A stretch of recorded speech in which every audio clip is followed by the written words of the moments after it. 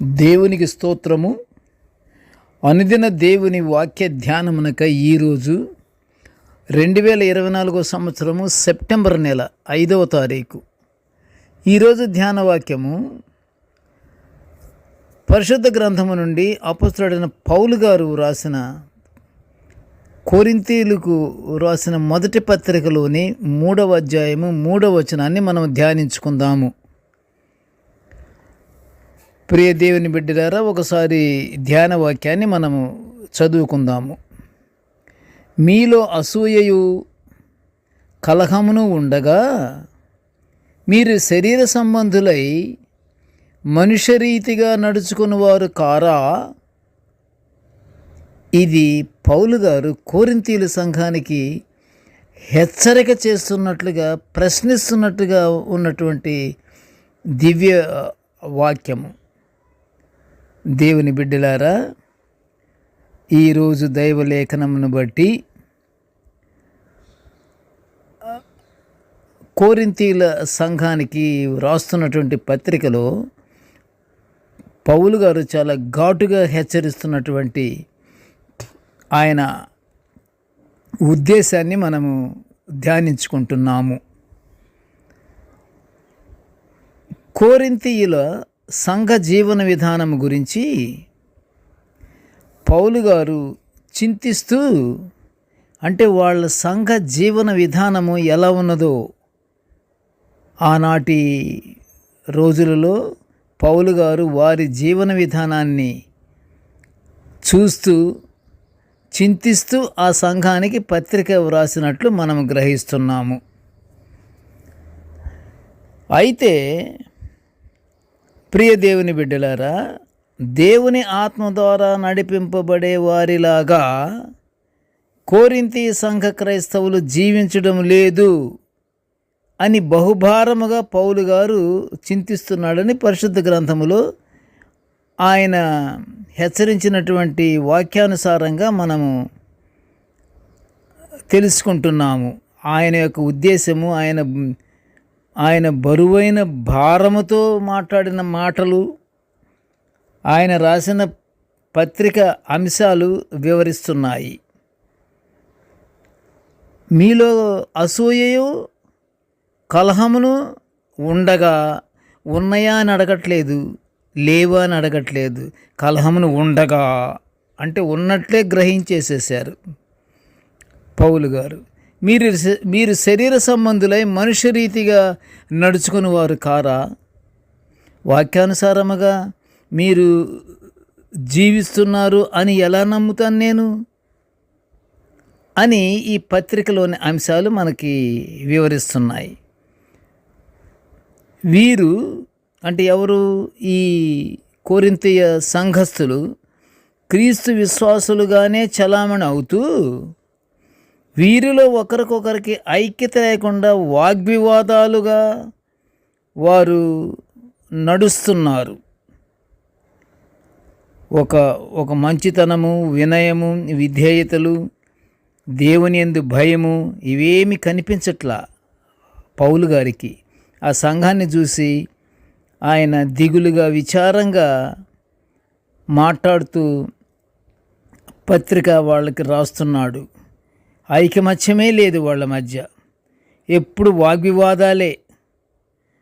ఒకరు నేనైతే, ఒకరు నువ్వైతే, ఒకరు నేనే చెప్పేదే కరెక్టు అన్నటువంటి వాగ్వివాదాలతో ఆ సంఘస్థులు జీవన విధానము బహుభారంగా ఉన్నాయి.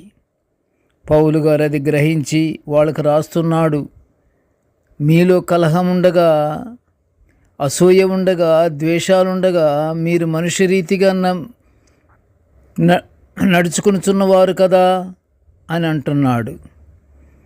పౌలు గారి సందేశాలు వినక పూర్వం ఆ సంఘస్థులు ఎలా జీవించారో, సందేశాలు విన్నాక కూడా వారు అలాగే జీవిస్తున్నారని పౌలు గారు మరీ చింతిస్తున్నారు.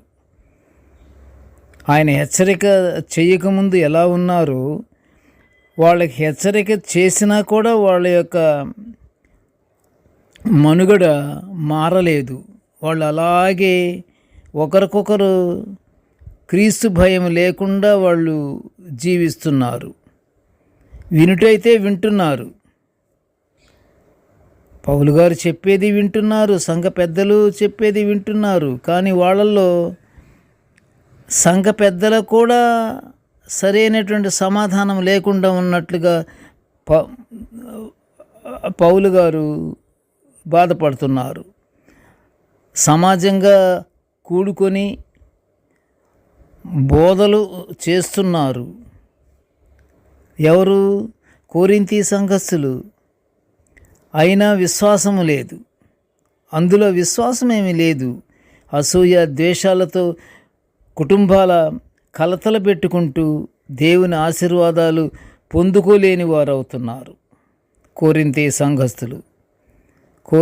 సంఘస్థులు మేము క్రీస్తు సంఘస్థులమని చెప్పుకుంటున్నారే కానీ సాతాను పన్నాగాలకు చిక్కుకొని నిత్యము కలహాలతో జీవిస్తున్నామనే గ్రహింపు లేని వారయ్యారు ఈ కొరింథీ సంఘస్థులు. సాతాను మాటలే వింటున్నారు, దేవుని మాటలు అక్కడ లేవు. దేవుని భయము లేదు. సాతానుడు వాళ్ళని పట్టుకున్నాడు. సాతాను క్రియలలో వీళ్ళు మమేకమైపోయి ఉన్నారు అని పౌలు గారు వేదన పడుతున్నారు. మన హృదయాలలో కోపం, ద్వేషం, ఈర్ష్య, అసూయ, కలహాలు ఇవన్నీ తీసివేసి దీనత్వం కలిగి ఉంటే మన ఆత్మీయ స్థితి దేవునికి ఎంతో ఇష్టంగా ఉంటుంది. ప్రియ దేవుని బిడ్డలారా, దేవునికి కావలసినది దీనత్వము, దయాళుత్వము, ఏమి కోపాలు, గీపాలు, తాపాలు ఏమి లేకుండా ఉండటము దేవునికి కావాలి. కానీ సాతానుడికి అది కాదు. దీనత్వానికి బదులుగా కర్కశ మనస్తత్వం కావాలి. అక్కడ ఆత్మీయ స్థితి లేదు. అక్కడ ఒకరికొకరు తన్నుకోవటము, గుద్దుకోవటము, ఈ విధంగా దేవుని భయం లేనందువల్ల అక్కడ దేవోక్తి ఎవరో వినటం లేదు. అసలు దేవోక్తి గురించి మాట్లాడితే ఒకరికొకరు కొట్టుకునే పరిస్థితిలో ఉన్నారే కానీ వాళ్ళల్లో అణకువ, వినయము ఏమీ లేవు. అసూయలు ఎక్కువ ఉన్నాయి, కలహాలు ఎక్కువ ఉన్నాయి. కనుక ప్రియ దేవుని బిడ్డలారా, అలా ఉన్నప్పుడు ఆత్మీయ స్థితి దేవునికి ఇష్టం ఉండదు. ఆయనకి ఇష్టమైనది ఏంటంటే దీన మనసు కలిగి నీవు దేవుని యందు తోటివారితోనూ కలహాలేమి లేకుండా జీవించాలి అన్నదే దేవుని ఉద్దేశము.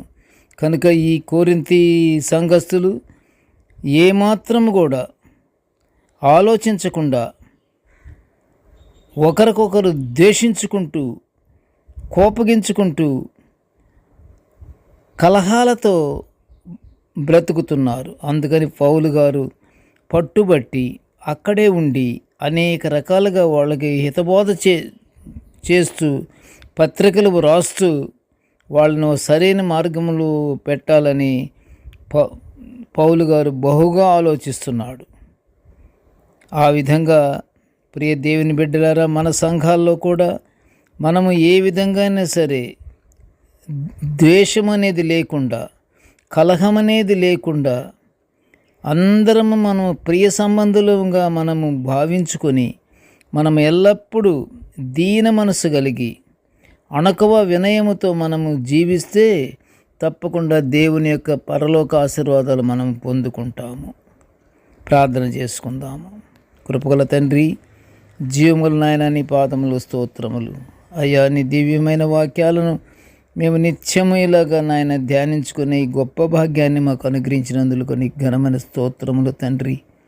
నేటి ధ్యాన వాక్యమును వినుచున్న ప్రతి బిడ్డను ఆశీర్వదించయ్యా. కొరింథీ సంఘం గురించి దేవా, పౌలు గారు ఎంత బాధపడ్డారు, మానసికంగా ఎంత ఒత్తిడికి గురయ్యారు, ఆ లేఖనాన్ని బట్టి దేవా మేము తెలుసుకుంటున్నాము. కనుక ప్రభువా, మా మనసుల్లో ఏ విధమైన ద్వేషము, కోపము, తాపము ఏమీ లేకుండా దేవా మాకు దీనమైన మనసు మాకు అనుగ్రహించి నీ పరలోకాశీర్వాదాలు మేము పొందుకునే భాగ్యాన్ని మాకు అనుగ్రహించమని ఈ మనవులన్నీ యేసయ్య నామమున వినయముగా వేడుకొంచుంటున్నాను తండ్రి. ఆమెన్. దేవుడు మనలందరినీ బహుగా దీవించుగాక. ఆమెన్.